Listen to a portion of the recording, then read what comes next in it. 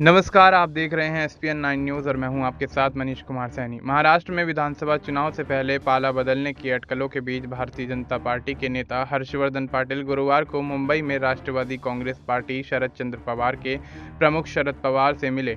पाटिल ने एक इंटरव्यू के दौरान कहा कि उन्होंने पवार से दक्षिण मुंबई में उनके सिल्वर ओक आवास पर मुलाकात की। पाटिल ने कहा, पवार ने मुझसे उनकी पार्टी में शामिल होने और विधानसभा चुनाव लड़ने का आग्रह किया। उन्होंने कहा कि वह मुझे चुनाव जिताएंगे। राज्य के मंत्री और बीजेपी नेता चंद्रकांत पाटिल ने संवाददाताओं से कहा कि पूर्व राज्य मंत्री हर्षवर्धन पाटिल को एनसीपी-एसपी में शामिल होने के अपने फैसले पर पछतावा होगा।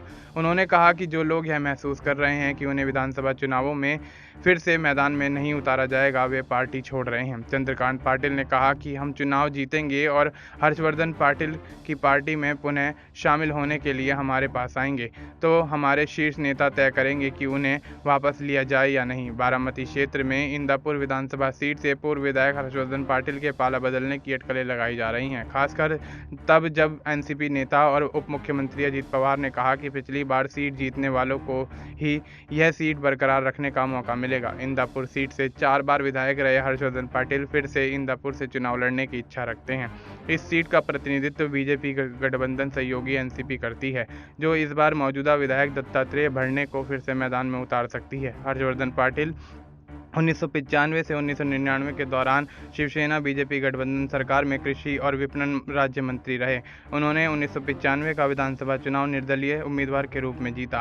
वे 1999 से 2014 तक कांग्रेस एनसीपी गठबंधन सरकार के दौरान मंत्री थे। वे 2009 में कांग्रेस में शामिल हुए और सहकारिता और संसदीय मामलों के मंत्री बनाए गए। अब देखना ये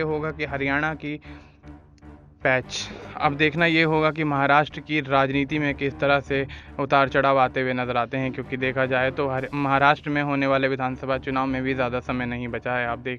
ये भी देखना दिलचस्प होगा कि महायुति की सरकार बनती हुई नजर आएगी या फिर एमवीए एक नया खेल करता हुआ महाराष्ट्र के विधानसभा चुनाव में नजर आएगा, और ऐसे में सीएम शिंदे के ऊपर किस तरह से यहाँ पर दबाव बनता है, ये भी देखना दिलचस्प होगा। फिलहाल आपको इस मुद्दे पर क्या कुछ लगता है, आप अपनी राय हमें कमेंट करके बता सकते हैं। बाकी देश और दुनिया से जुड़ी तमाम जानकारी के लिए आप देखते रहिए एसपीएन 9 न्यूज़।